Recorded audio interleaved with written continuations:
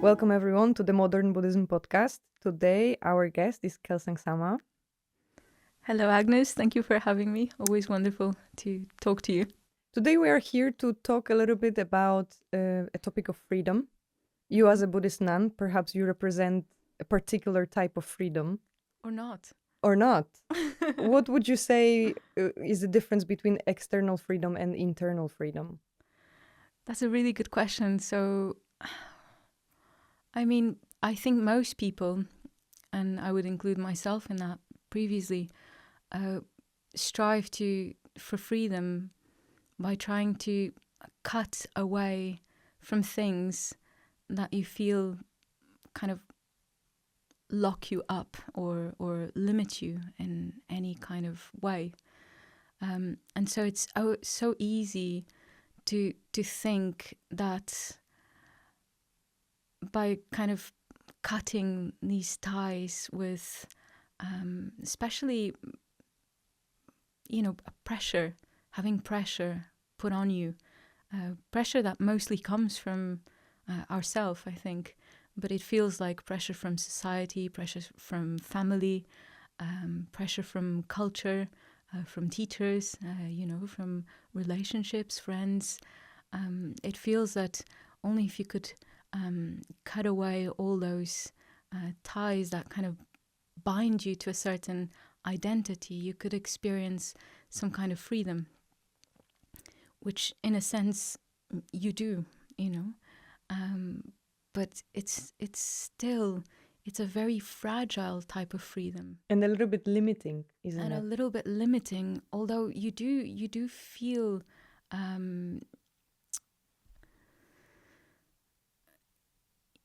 you do feel more connected with certain truths. For example, if you move away from the place where you've grown up, imagine, you know what it's like. I know what it's like. You experience kind of, there is some distance, some freedom from expectations of that culture, of that place, of how there is freedom from the view of how your neighbors or your family see you. So it feels like there's freedom to be a new person. And in that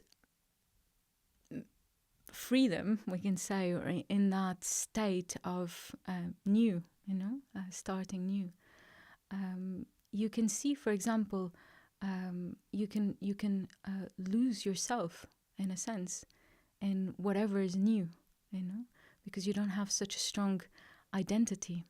And how that ties with the inner freedom and outer freedom?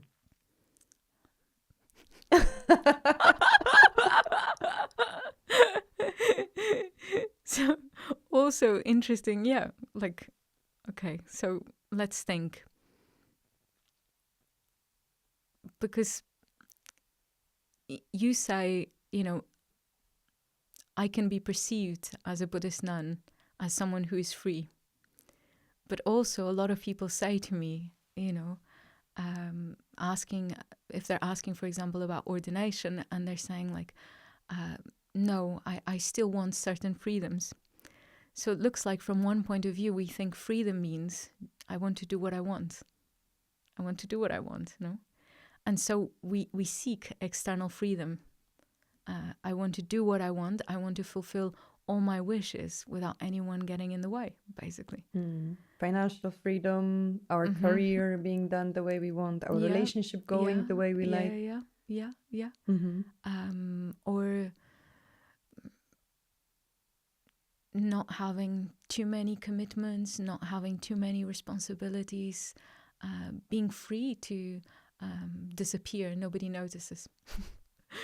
I don't know. But I think actually if you have freedom in your mind, you can have zero external freedom. And you're free. Was there any insight in your own Buddhist practice that made you want to explore the topic of inner freedom more than anything? Was there an insight? Well, I think because before I met Buddhism, I was already, I think since I remember, I felt like there had to be, I think most people feel, there's a bigger meaning to life. And for me, how I felt was that the way most people live their life couldn't be the real meaning of life. There had to be a different way, And why did you feel like that? Karma. Because there's a hollowness. I don't know how other people feel, but I think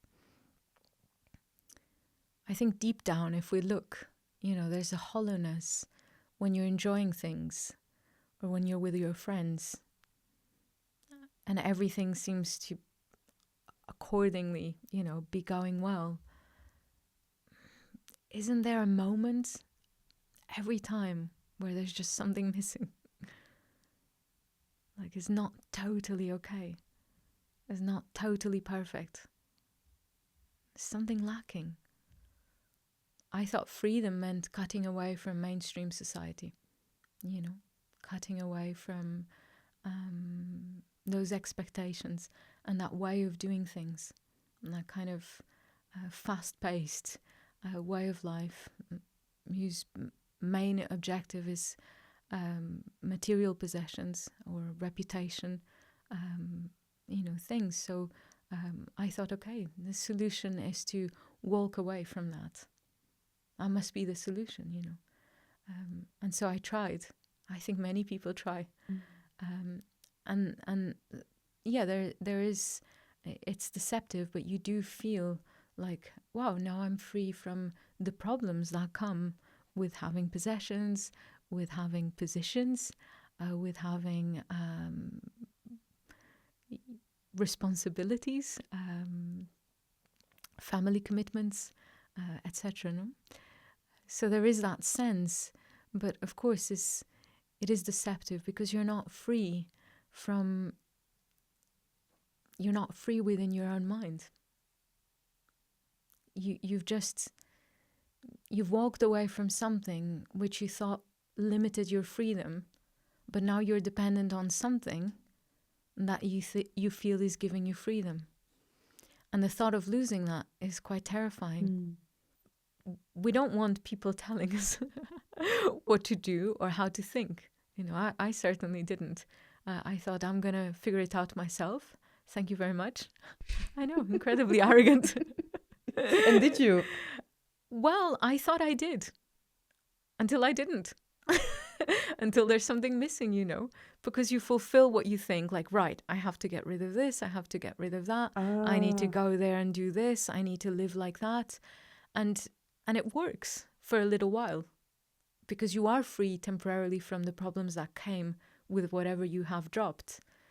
But suddenly you feel like, okay, and so what? Is this it? Is this it? Like, am I just going to be striving for freedom from these things that I believe keep me bound for the rest of my life? Is this what I'm going to work for? So what's the alternative? No meaning, no? Yeah. No meaning. The alternative is to have, for me, I think, just stop. Stop messing around with the environment. Stop, kind of messing around with the external things in your life. And check in with your mind. Where are you at? And then what I discovered, for me, what was amazing about Buddhism is how Buddha said, test my teachings as if they were gold. And how we develop faith through logical reasoning and experience. So for me, the best was when I saw the minds that someone can develop. Someone who is engaged in internal development can develop minds that are 1,000,000 times more precious than the most beautiful place on earth. What is it, 7 wonders? It's probably more than 7 now. Is it 7? I don't know. More. Oh, Hans is saying more. 100? 20? Sorry. More than any wonders of the world. You know, more than any most beautiful place, all the dreams, you know, all the dreams we have. You have a mind of universal love or universal compassion for one moment, and that feels more beautiful than all that external beauty gathered together in front of you. For me, you know. And so I thought, okay, there's a world to explore here that I have been completely ignoring. I've been trying to get this glimpses of freedom by arranging my external conditions, arranging my activities, trying to find a formula that would instigate that. But actually, I can make that happen in my mind without any of those external things. You know, I can That sounds like fun. I know, it's brilliant, isn't it? So that there's freedom there. You know, now I have freedom. Freedom, like, in what way? Because nobody can tell you what to think. Nobody can tell you what to think. And that's amazing. So we have freedom to kind of imagine and create in our own mind whatever world we want to live in through developing, you know, very beautiful, very special minds. You know, internal freedom is being able to think in ways that free your mind from negativity, from thoughts that bring pain, from thoughts that make you struggle. So that's the freedom you're trying to get. You're no longer trying to get freedom from your family, you know. Definitely not.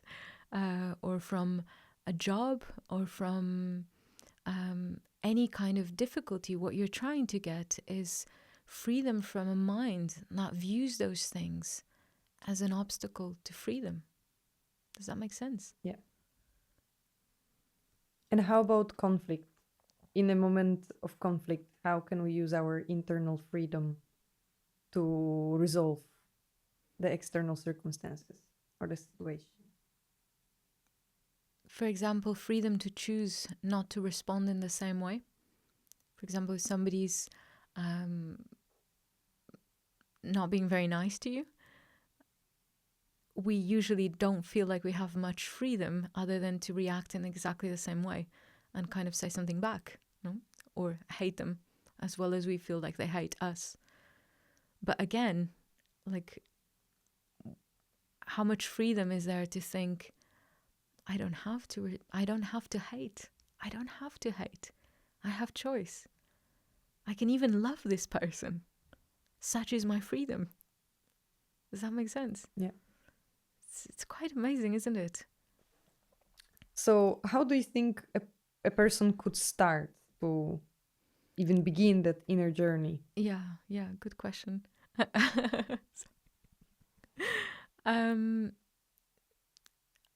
I mean, we need to be coming from a point of view that change is possible.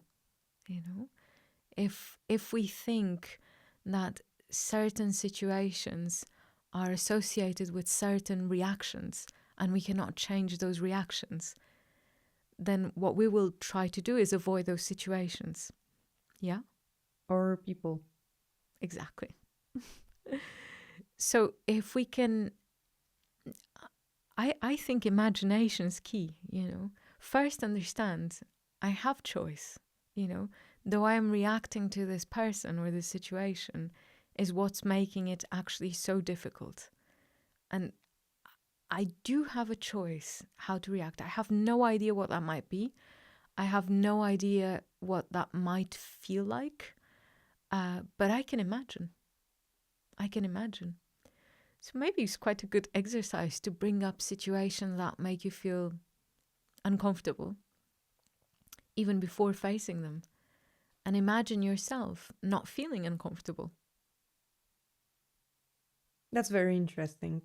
I don't think I've What- ever tried that in my life. Really? Yes. Yeah. So, To like, actually sit down and imagine.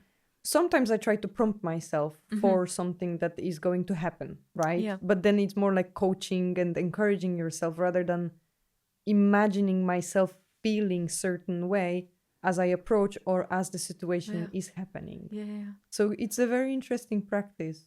Well, it's interesting what you're saying, because when you're coaching yourself or encouraging yourself, you're encouraging the self that feels uncomfortable Yeah. in that situation. Yeah. So the encouragement can only go so far. It's because true. that self is an uncomfortable person, and There it's is a limitation.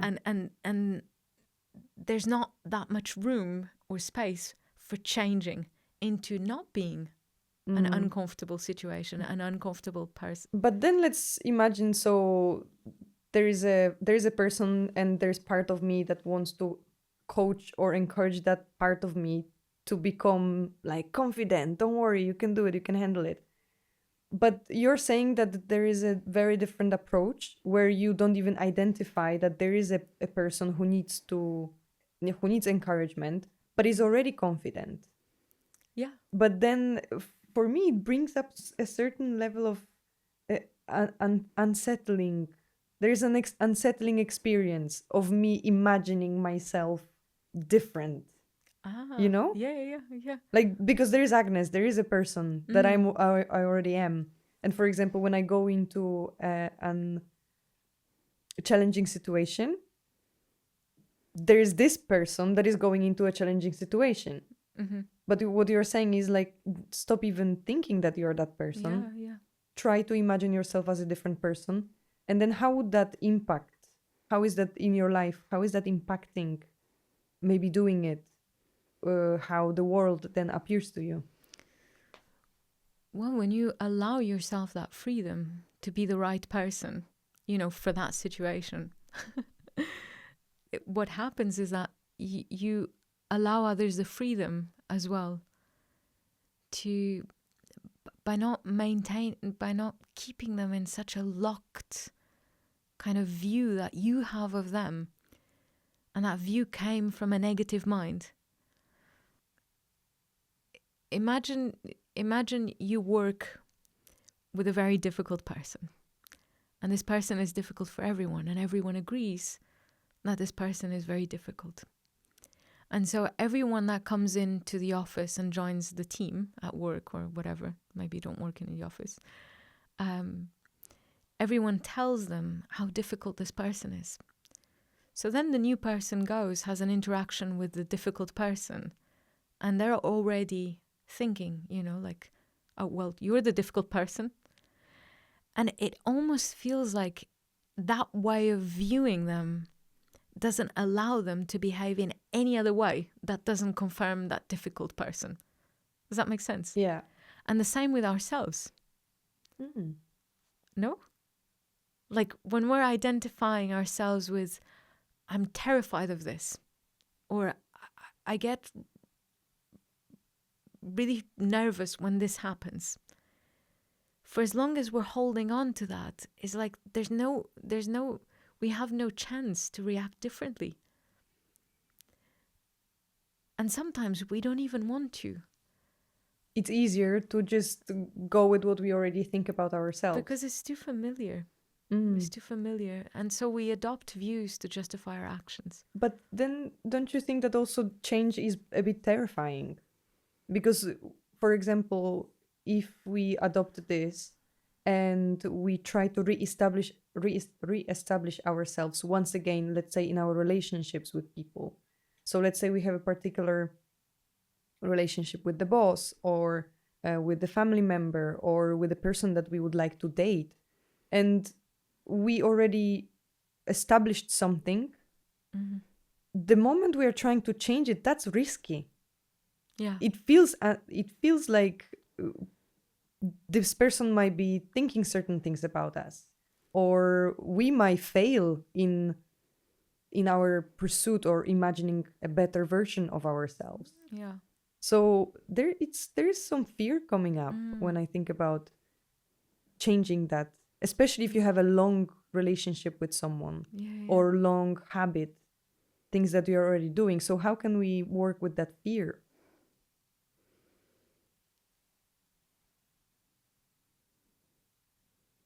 Because then I'm also identifying with a fearful person. Yeah, and then you're stuck. And then you're stuck. Don't you think the thing is that we're always trying to find security in a completely insecure situation. So I think we've got to do the opposite. It's kind of like we have to acknowledge the insecurity of our life, the impermanence of our life, the change, the constant change of our existence.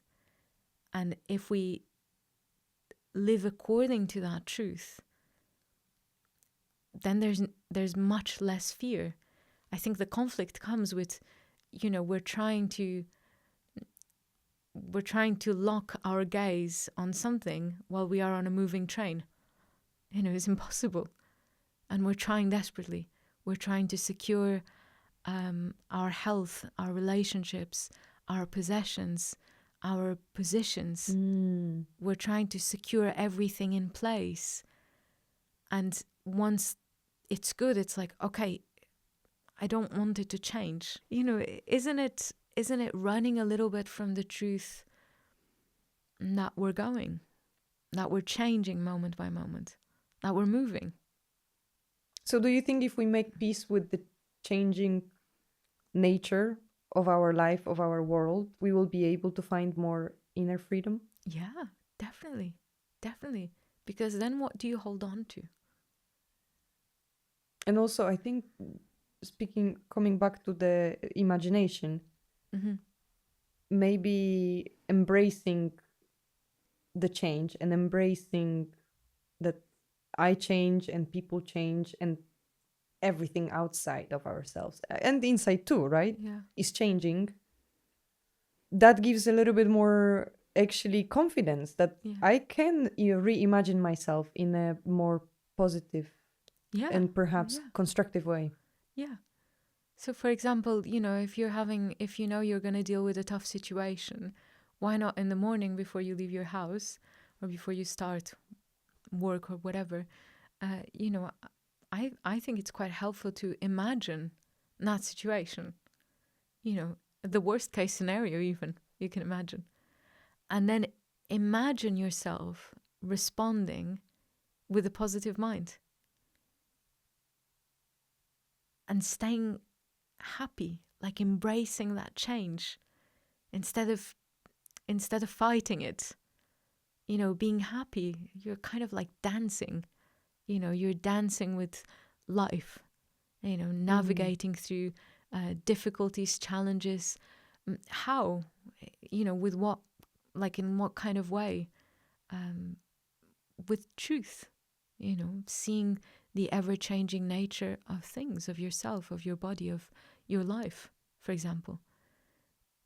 When you live within that truth, there's freedom. Again, what kind of freedom? Freedom to react in the most beneficial way possible for yourself and others. And so freedom to create the future you imagine for yourself and for others. And so every day you're through your mind, through mental action, you're creating, is like this beautiful canvas you're creating through your actions and through your imagination, the most beautiful painting of your own future and others. And that's amazing purpose, isn't it? What do people want? What do you want in life? We want to have fun. We want to enjoy life. We want to perhaps squeeze the most out of it when we have time. I guess we want loving relationships, enough material wealth to enjoy our life the way we want. We want adventure, beauty. And yet it just looks like the world is going against those wishes, isn't it? Yes, because our time is stolen by our ever-demanding jobs. Yeah. And then we end up not having time to actually enjoy our life. Yeah. And then that builds up resentment. but at the same time we have to pay for our mortgage, we have to pay for our I don't know, car insurance, life insurance, and so we have to stay in the jobs. So there's kind of this push and pull of majority of my life being against what I want and being an obstacle to me enjoying my life. And do you think, like, you know, almost to enjoy life, we have to turn a blind eye to what's happening in our world? Yes. Because it's difficult to be happy and enjoy yourself when you're thinking that there is a war zone in a different part of the world. Do you think it would be possible, though, to hold that situation in your heart and those people and feel immense peace in your mind? Is it possible to be comfortable looking at tragedy? Is it possible to feel peaceful looking at horrendous situations and people's lives? Because if it isn't, all the time we're going to have to be protecting ourselves from the reality of this world. And that's quite difficult and exhausting, isn't it? Because we want to keep up. Everybody is bombarded by news, you know, but at the same time, we don't want to get too involved. Yeah. Because we feel like it's going to damage any chance of experiencing any excitement. Or we have to feel guilty about the things we have. Yeah. Or our conditions in comparison to the conditions of those people. So could there be a way? Well, coming from a Buddhist nun, I assume there is a way. I don't know the way. I am in the pool of people who try to be in touch with the world, but not let this affect my heart. Not in the way that I'm trying to pretend it's not happening so that I can enjoy myself. Yeah. There is probably there is a way within my heart to be able to be open and receptive and hold like loving space for whatever is happening. But as you have said, then whenever I want to enjoy myself and have a fun dinner with my friends or a little bit forget. Just forget a little bit because there's like people starving on the other side of the planet or there is a war happening and this and that. So like in the moment when I enjoy myself in an external way, you know, when I have a good time, I go for a holiday, especially holidays. When you're like sitting on the beach somewhere and you're like, I have a good life. And then you have a thought, oh, hold on a second. Or you have a news, you know, you receive news. Yeah. Something is going on in the world. You're like, oh, my enjoyment is ruined, is no longer there. I can't. And sometimes you receive news that in that same ocean that you're enjoying, you know, 100 people have just lost their life on a refugee boat on that same sea, you know, that you thought was your source of pleasure. It was for other people their death. How do we even go there mentally? Well, I guess that's a question for a Buddhist nun. Wouldn't it be amazing if there's a way to completely embrace everything that's going on in the world and without feeling overwhelmed, without feeling any more anxiety, any more fear? Like that's what is happening in our world, again, gives us a better perspective of ourself. Why? As not the most important, as not the center of the universe, as just, you know, a tiny cell. In a vast body of life. In a vast body of life. And allowing ourselves to completely connect, you know, eyes wide open to the suffering of all living beings, which we ourselves experience. But instead of kind of making our suffering a disconnect to others, because when we're having a hard time, we feel like we're alone and having a hard time, and somehow everyone else is having a great time and nobody has our problem, right? Imagine if there was a way that we could use our unhappiness, use our depression, our feeling anxious, our feeling discouraged, our feeling fearful, and our negative, our hurtful experiences in our life, to change the way we view ourselves by connecting to all others that have exactly the same experiences, so that we don't feel so unique in our suffering and so alone, and that we begin to feel ourselves to be more part of a global family. And then we take on the biggest responsibility, because we have the biggest family, to look after this family. But this is probably sounds horrendous, doesn't it? Are you saying I've got to look after every single person? I can't handle my own life. I know. Why would I take responsibility? I've chosen not to have babies, and now I have to have billions. Yeah. But in our heart, simply wishing that everybody becomes free from those sufferings, that everybody finds an opportunity to experience real happiness. So in this way, we can identify ourselves a little bit more correctly and use the practice of imagining a different outcome so that we can free our mind a little bit. So imagine if you could do that with other people, where you lose your sense of self-importance in the welfare of all other living beings, or whoever you're thinking about, whatever news you're seeing, whatever is appearing to you. Instead of looking away, you actually want to look right in and allow that situation to change the way you view yourself, to remind you, I'm not the center of the universe, for example. There are so many other people whose lives aren't working out.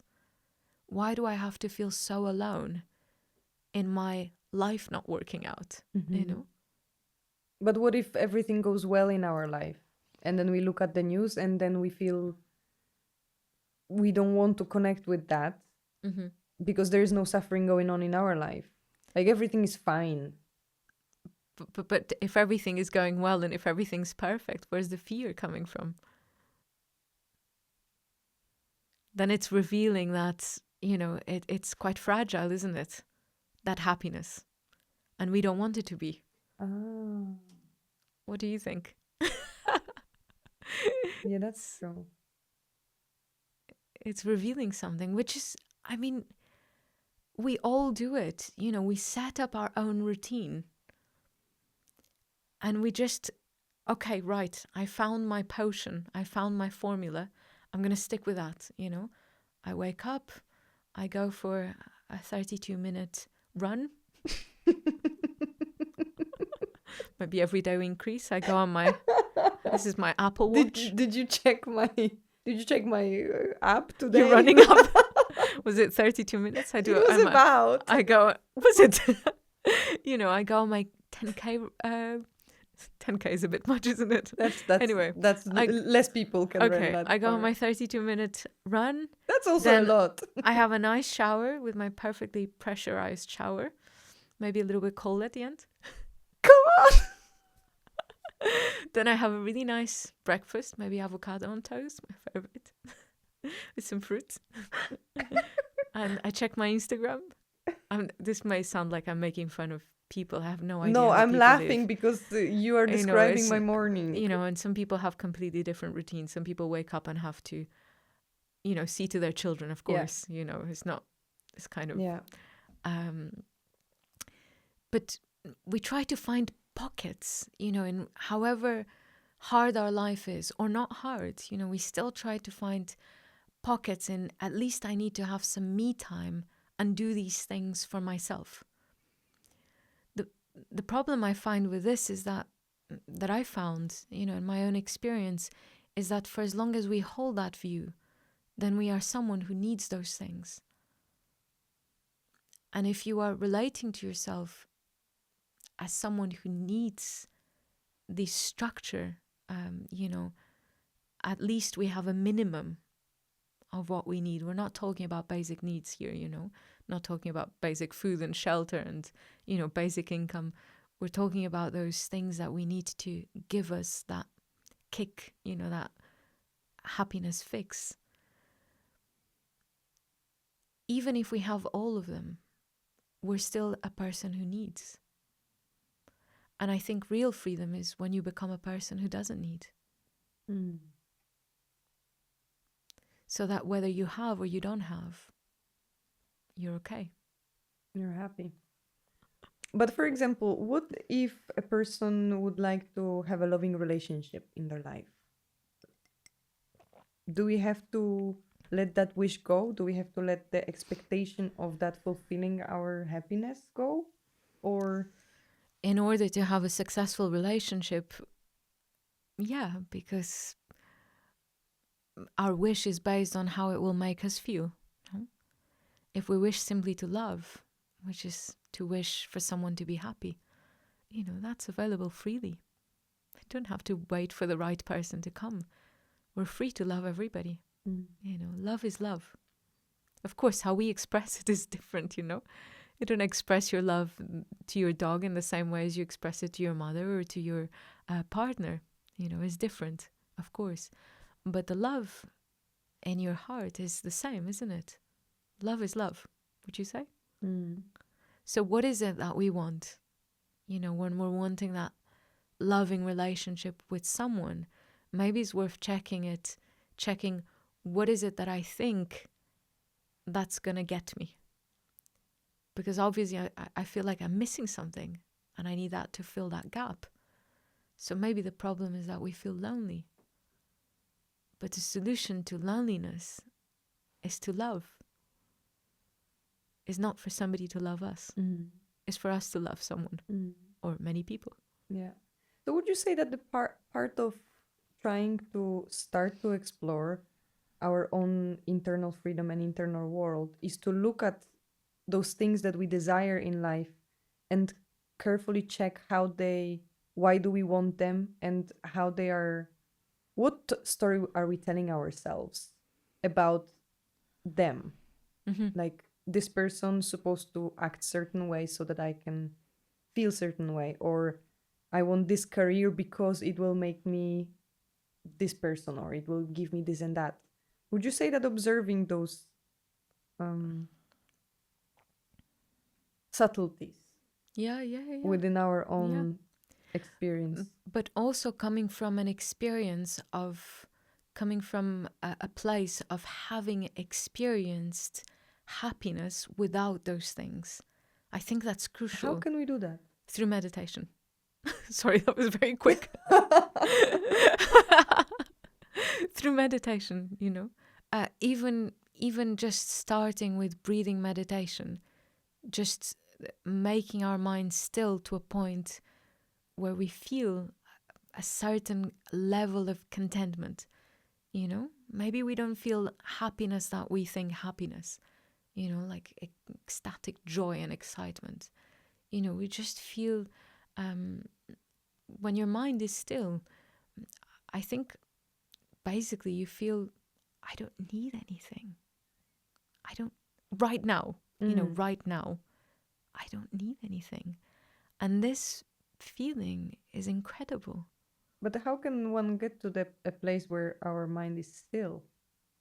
Through meditation. Sit down and practice, kids. Listen up, kids.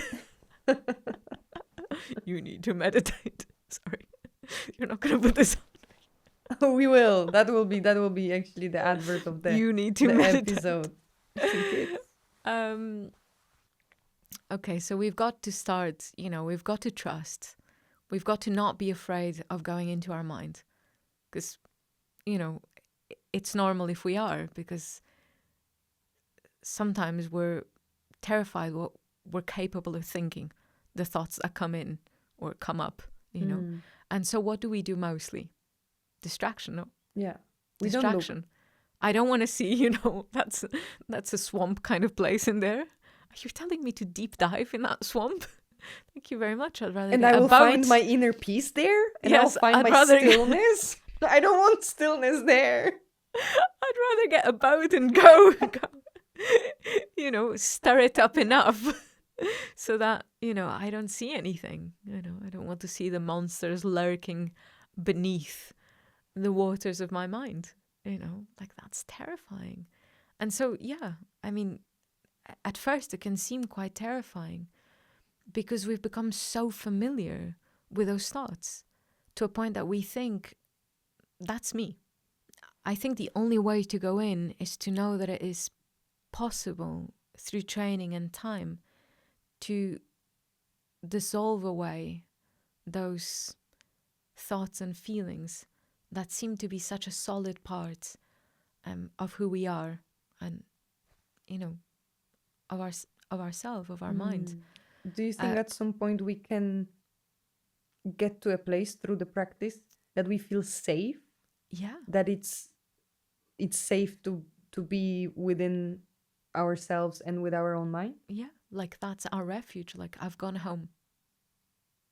You know, when you go home, when you're a kid and you go home, you know, to your parents, to your family, or when you're a teenager or when you first leave your home and you know, you're in the big adult world and then you kind of go home for holiday and there's this feeling of safety sometimes, you know, depends of the home, I guess.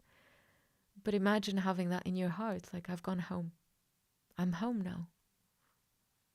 I have a place where I can live from, not a place that I'm scared of. Because if we're scared of what's within ourselves, of what's in our mind, that's a problem because we have our mind all the time. We can't get a break from that.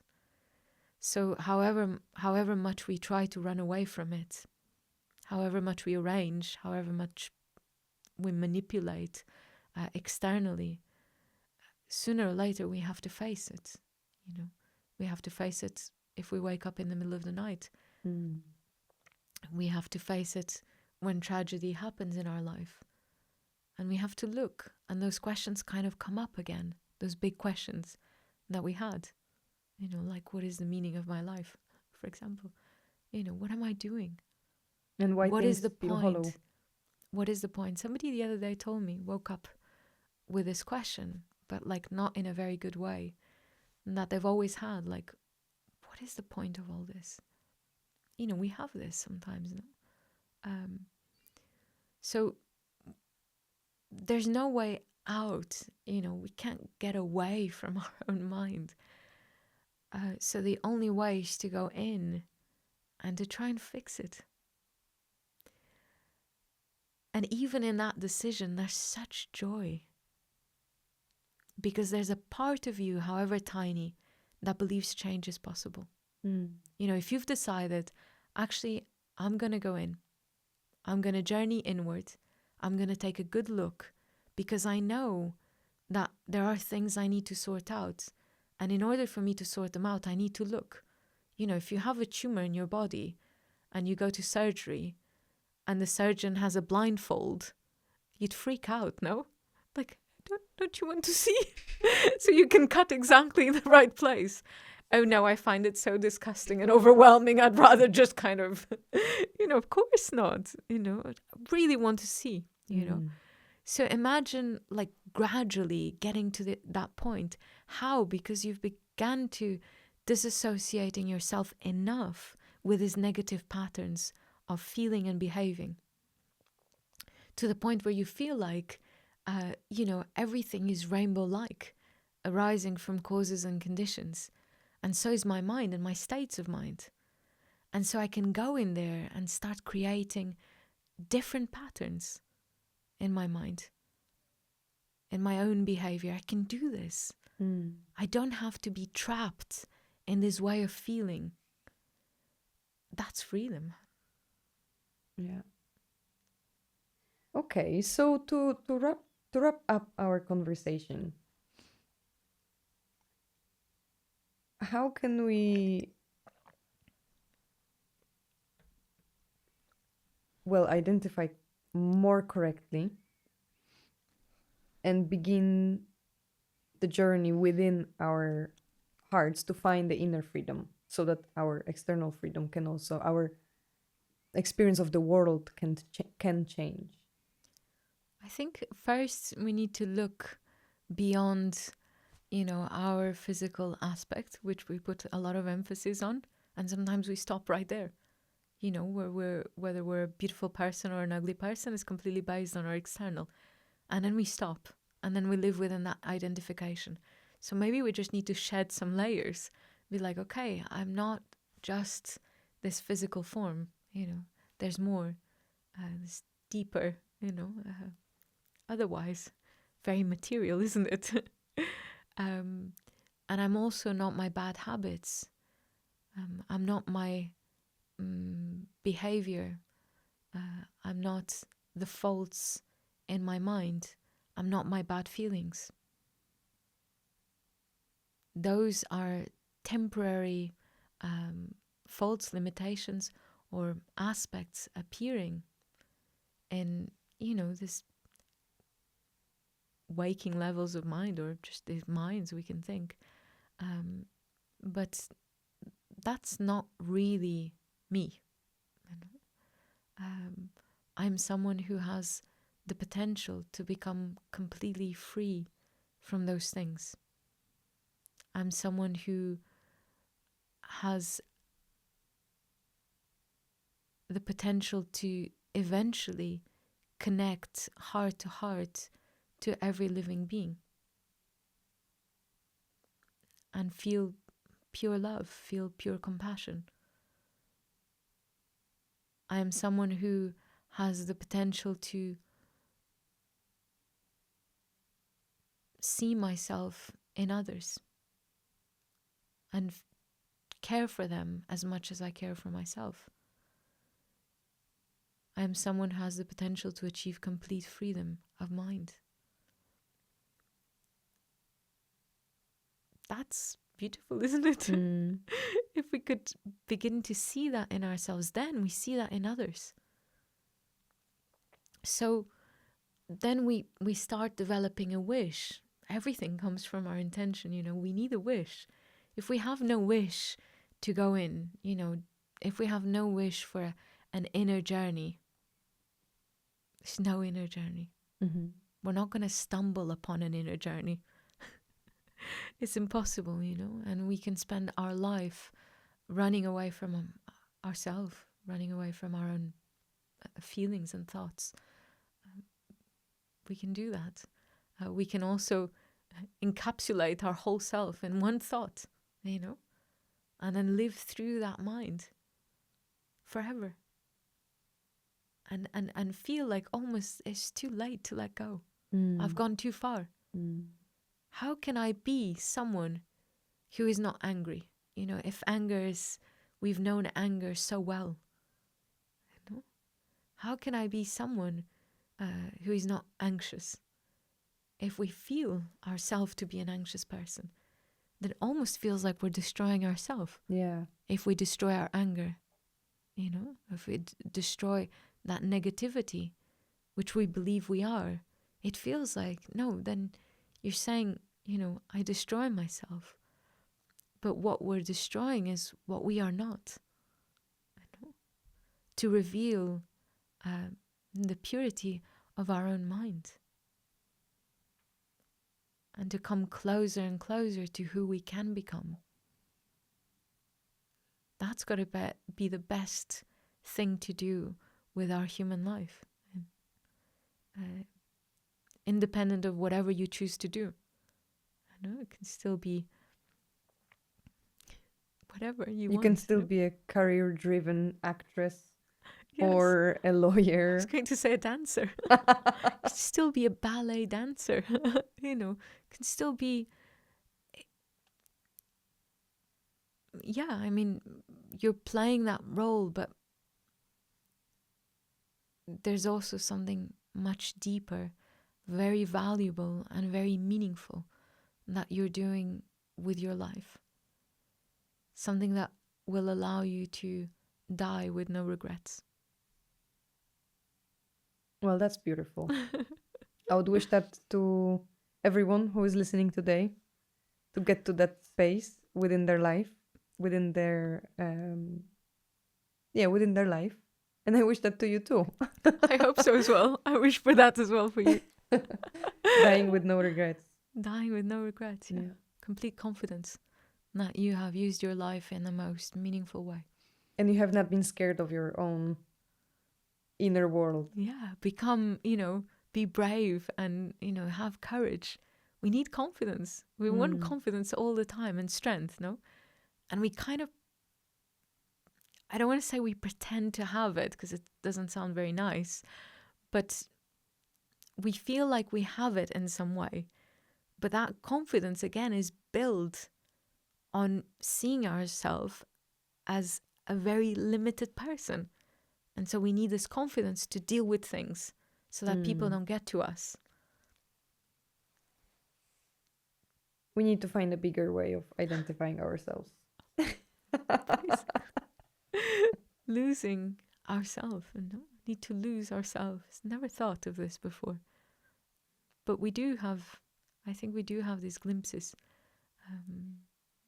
in our life. We do. We just don't know how to get them. Like the same when you're caring for someone and that person is your only concern. Like a sick parent or a sick child, someone very close to you. You've forgotten about yourself at that time. And such energy comes from that. And such freedom. It's like suddenly there's this silencing of internal problems.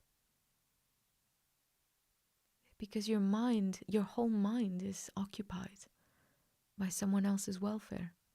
Not in a clingy kind of way. Not in a, I want them to be well so that I'm happy. In a just other-focused way. There's a real taste of freedom in such situation. Because we're not bound anymore by this excessive concern, We're free. We're free from these crippling conceptions. The monsters have dozed off, They have taken a nap at the very bottom. Yeah. And at least the surface has become clean. A little bit still. Yeah, still. Suffused with love. Still. Suffused with love. Yeah. Exactly. Well, thank you. Thank you, Sama. Thank you, Agnes. It's been a pleasure. For coming today and sharing with us the perspective on outer and inner freedom and how we can integrate that in our life.